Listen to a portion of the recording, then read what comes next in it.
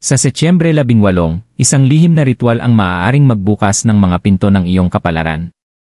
Isipin mo na lang, pagbuhos ng isang simpleng halo sa harap ng iyong pintuan at biglang dadaloy ang pera, mawawala ang mga problema, at kusang papasok ang mga biyaya sa iyong tahanan. Hindi ito isang alamat, naniniwala ang ating mga ninuno na ang pintuan ang daanan ng swerte, at sa petsang ito, mas malapit na nakikinig ang universo. Kung matagal ka nang naghihintay ng isang malaking pagbabago, maaari na itong dumating. Manatili ka lang, dahil kapag nalaman mo ang lihim na ito, maaaring hindi na maging pareho ang iyong buhay muli.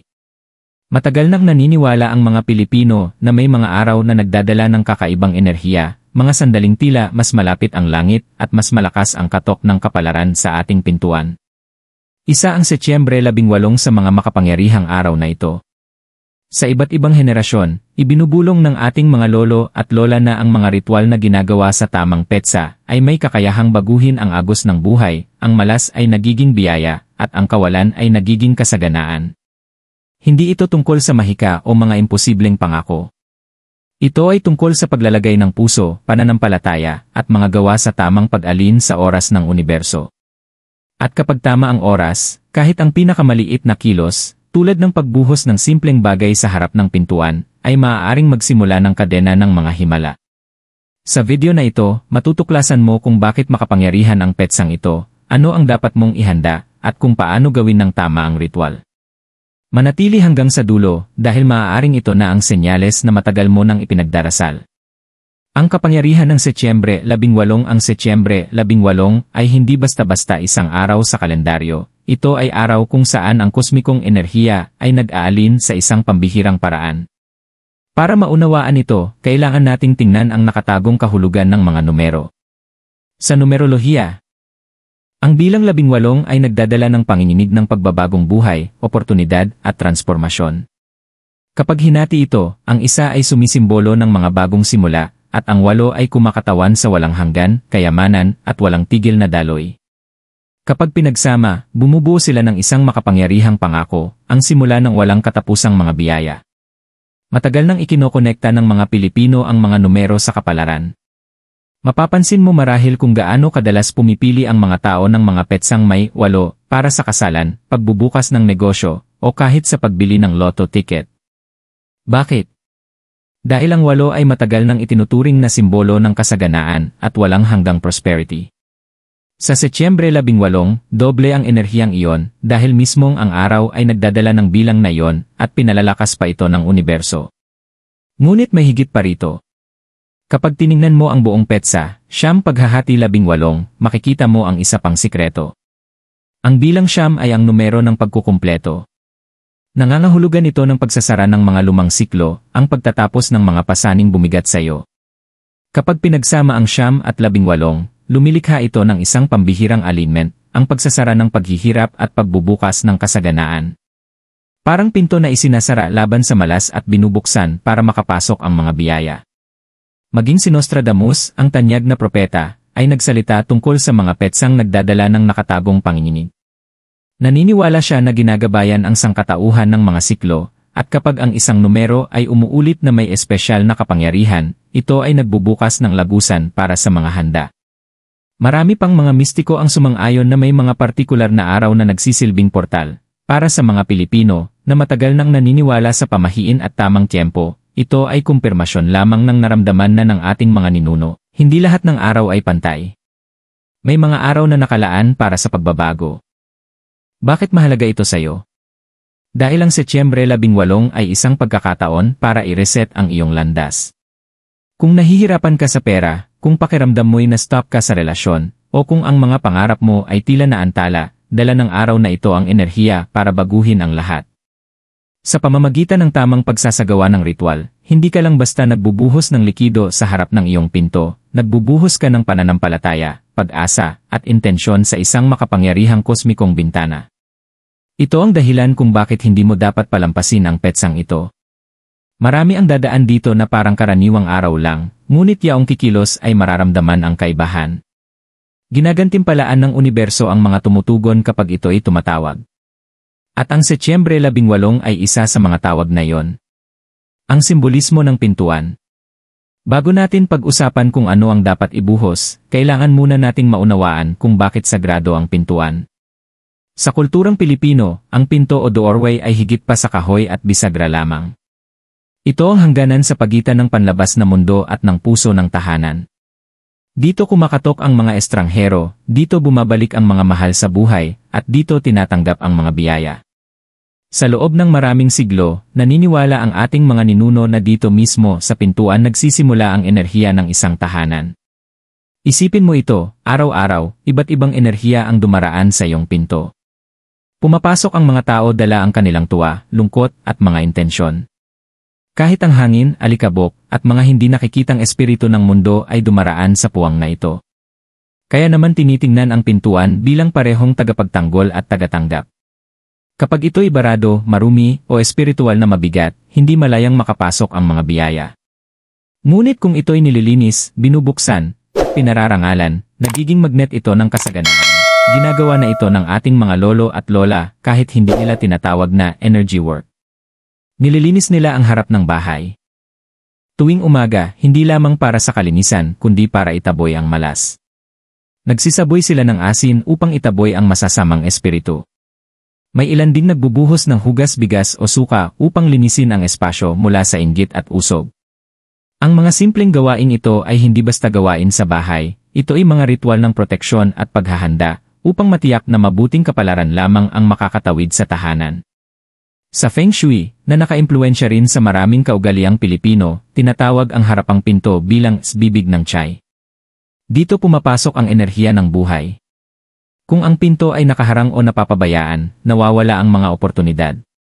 Ngunit kapag ito'y pinahahalagahan, dumadaloy ng maayos ang enerhiya, at kasama nitong pumapasok ang kayamanan, pag-ibig, at kapayapaan. Ngayon isipin mo, pagsamahin ang sinaunang karunungang ito sa makapangyarihang enerhiya ng Setyembre 18. Sa pagbuhos ng sagradong halo sa iyong pintuan sa petsang ito, idinedeklara mo sa universo, handa na ang tahanang ito. Bukas ang pusong ito. Hayaan mong dumaloy ang mga biyaya. Isa itong simbolikong kilos, at ang mga simbolo ang palagi ng naging wika ng kapalaran. Kaya kapag naghanda ka para sa ritual na ito, huwag mo itong tingnan na parang maliit o karaniwan lamang. Isipin mo itong parang pag-unlock ng isang nakatagong pinto. Bawat patak na bumabagsak sa lupa ay tulad ng isang susi na iniikot, isang dasal na binibigkas, isang biyayang inaanyayahan. At kapag narinig ito ng universo, hindi ito makakatiis na hindi tumugon. Ano ang ihahanda para sa ritual?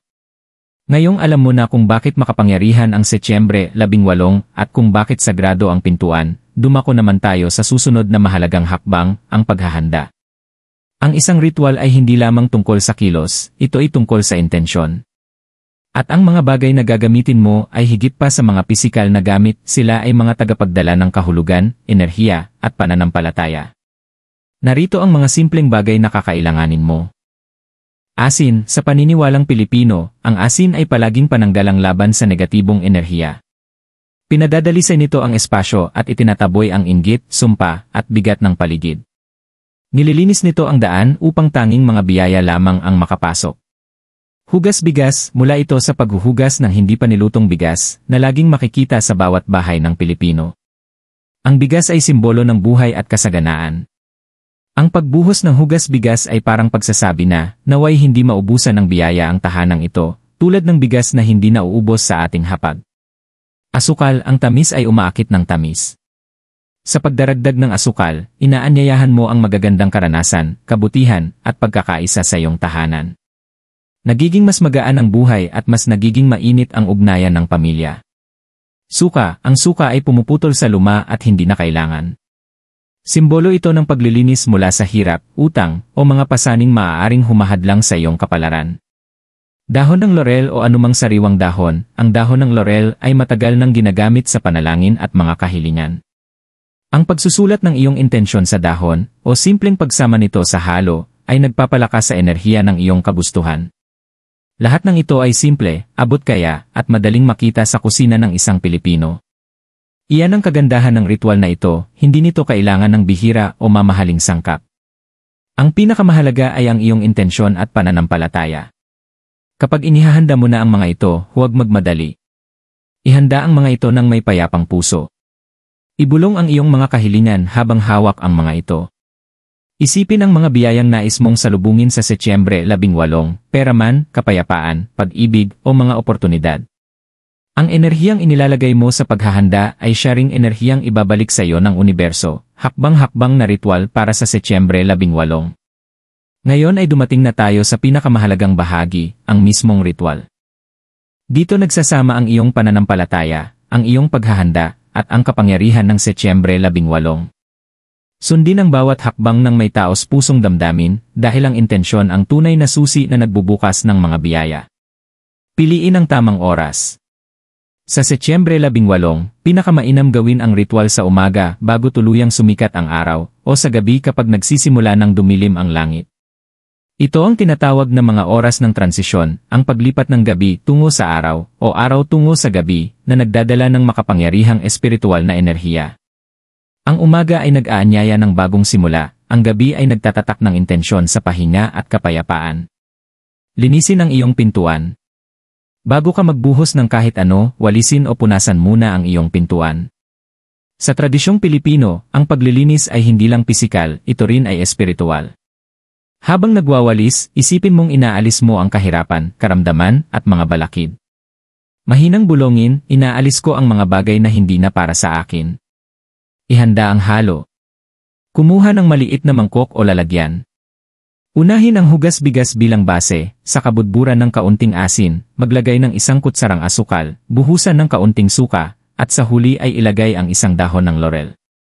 Haluin ito ng marahan sa pakanan habang iniisip ang iyong kahilingan. Sa paniniwalang Pilipino, ang pag-ikot sa pakanan ay kumakatawan sa pag-usad, sa paglapit ng iyong mga hangarin. Ituon ang iyong intensyon. Ilagay ang mangkok malapit sa iyong dibdib. Pumikit at huminga ng malalim ng 3 beses. Sa bawat paghinga, isipin mong napupuno ng liwanag ang iyong katawan. Isipin ang iyong mga panalangin, kalayaan sa pananalapi, kapayapaan sa tahanan, kagalingan, o pag-ibig. Mas malinaw ang iyong pangitain, mas malakas ang enerhiyang ipinapadala mo sa universo, ibuhos sa harap ng pinto. Lumabas ng iyong bahay, humarap sa iyong pinto, at dahan-dahang ibuhos ang halo sa bungad. Habang bumabagsak ang likido sa lupa, bigkasin ng malakas o sa iyong puso ang mga salitang ito. Binubuksan ko ang aking tahanan sa kasaganaan. Binubuksan ko ang aking buhay sa mga biyaya. Ang dating nakaharang, ngayoy dumadaloy. Ang dating nakasara, ngayoy nagbukas. Ulitin ito ng 3 beses ng may buong pananalig. Sa paniniwalang Pilipino, ang 3 ulit ay nagtatatak ng intensyon sa katawan, isip at espiritu. Ipaubaya sa universo. Huwag tapakan o agad linisin ang ibinuhos. Hayaan itong sumipsip sa lupa, naniniwalang dinadala nito ang iyong panalangin sa hindi nakikitang mundo. Magtiwala na narinig ka na ng universo. Tapusin sa pasasalamat. Bago bumalik sa loob, yumuko at bulongin, salamat sa universo. Salamat sa bagong swerte. Ang pasasalamat ay isang magnet, ito ang humihila ng mas marami pang biyaya. Sa pamamagitan ng pagpasalamat ng maaga, ipinapakita mong may pananampalataya kang darating na ang iyong kahilingan. Tandaan, ang ritual na ito ay hindi lamang tungkol sa pagbubuhos ng likido. Ito ay tungkol sa pagbubuhos ng iyong puso, iyong pananampalataya, at iyong kahandaan para sa pagbabago. Ang Setyembre 18 ay mabilis lilipas, ngunit kung pararangalan mo ito sa pamamagitan ng banal na gawain ito, ang enerhiya nito ay maaaring mag-iwan ng pangmatagalang marka sa iyong buhay. Ang pagbabago ng enerhiya na mapapansin mo. Kapag naisagawa mo na ang ritual sa Setyembre 18, may mararamdaman kang banayad, ngunit makapangyarihang kilos na nagsisimulang gumalaw sa paligid mo. Huwag asahan ang malalaking paputok o bigla ang kayamanang babagsak mula sa langit. Ang universo ay nagsasalita sa mga bulong, sa banayad na senyales, sa mga sandaling kadalasang hindi napapansin ng karamihan. Ngunit kung gising ang iyong puso, mapapansin mo ang pagbabagong ito ng enerhiya. Ang unang palatandaan ay maaaring dumating sa iyong mga panaginip. Maraming Pilipino ang naniniwalang ang panaginip ay mga mensahe mula sa espiritual na mundo. Maaari kang managinip ng dumadaloy na tubig, mga barya na nakakalat sa lupa, o mga pintuang bumubukas. Hindi ito basta-basta mga imahe lamang. Ito ay mga kumpirmasyon na binuksan ng ritual ang daan upang maabot ka ng mga biyaya. Ang isa pang palatandaan ay nasa iyong nararamdaman. Ang mga problemang dati mabigat ay maaaring biglang gumaan. Maaaring magising ka na may hindi inaasahang kapayapaan, kahit na wala pang nagbago sa iyong paligid. Ang katahimikang iyon ay patunay na nagbago na ang enerhiya sa loob ng iyong espiritu. Kapag mas magaan ka, mas mabilis kang natatagpuan ng mga oportunidad. May ilan ding makakakita ng senyales sa araw-araw na buhay. Isang kaibigan na matagal mo nang hindi nakakausap ay biglang tatawag. Maaaring may dumating na maliit na halagang hindi inaasahan, tulad ng barya na nahanap sa bulsa, refund, o may nanlibre sa iyo ng pagkain. Huwag maliitin ang mga ito.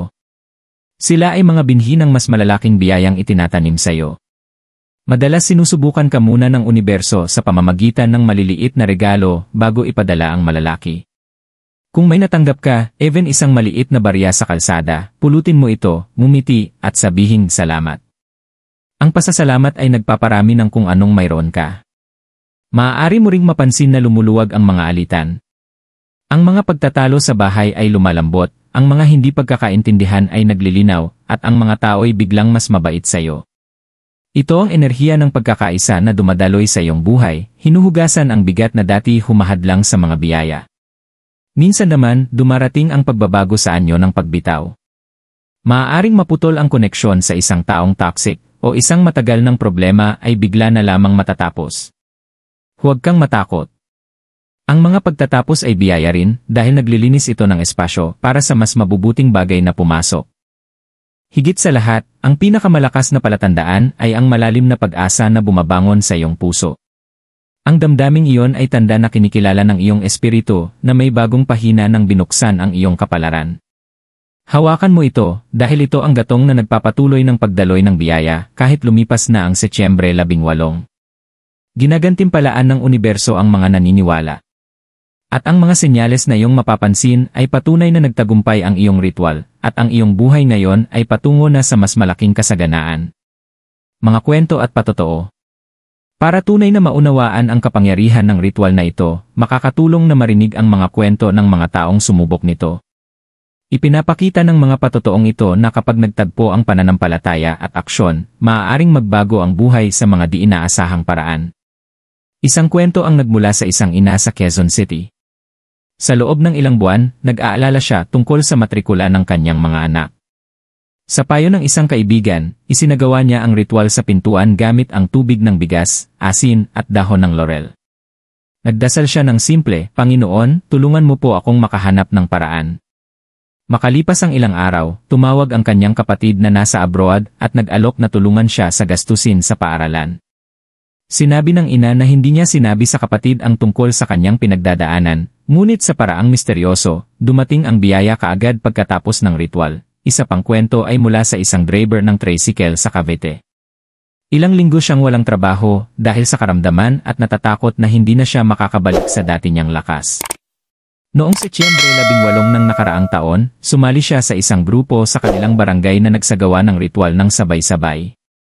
Ibinuhos niya ang timpla sa kanyang pintuan at nagdasal para sa kalusugan at trabaho.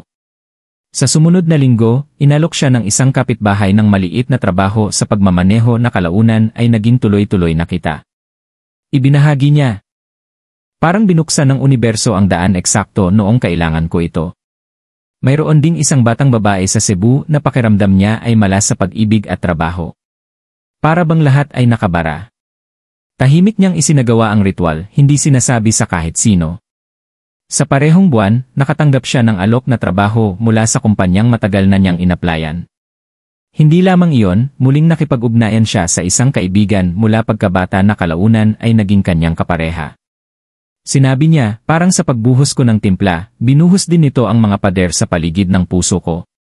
Ipinapaalala sa atin ng mga kwentong ito ang isang katotohanan, ang ritual ay hindi lamang tungkol sa mga sangkap, ito ay tungkol sa pananampalataya, tamang timing, at pagiging bukas. Simple lang ang aksyon, ngunit malalim ang enerhiyang pinupukaw nito.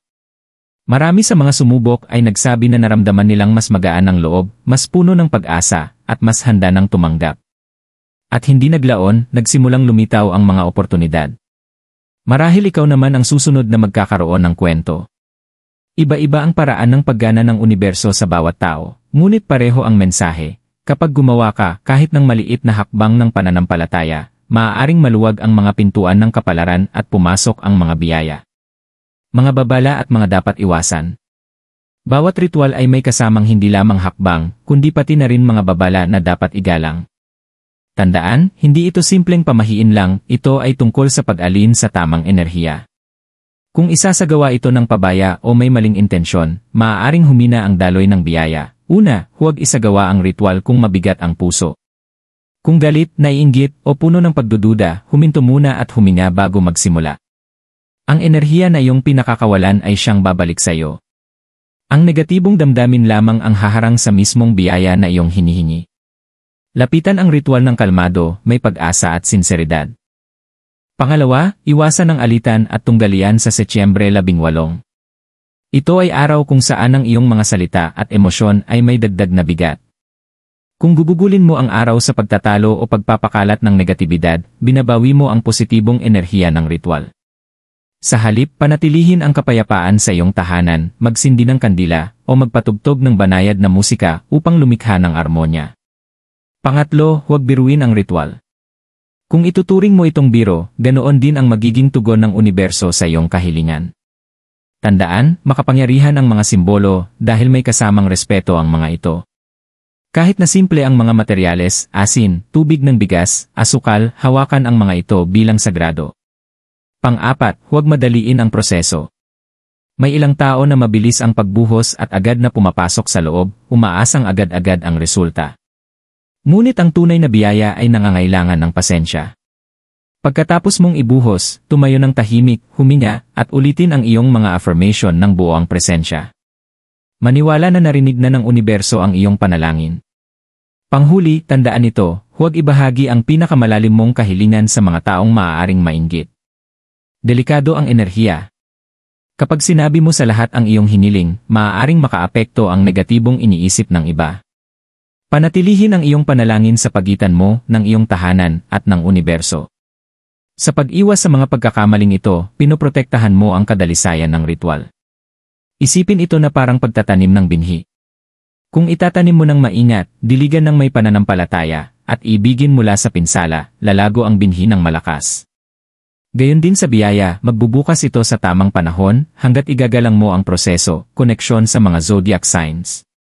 Bagamat bukas ang ritual sa Setyembre 18 para sa lahat, may ilang zodiac signs na mas malakas maramdaman ang enerhiya nito, parang ang tadhana mismo ang nagtutulak sa kanila patungo sa isang malaking pagbabago.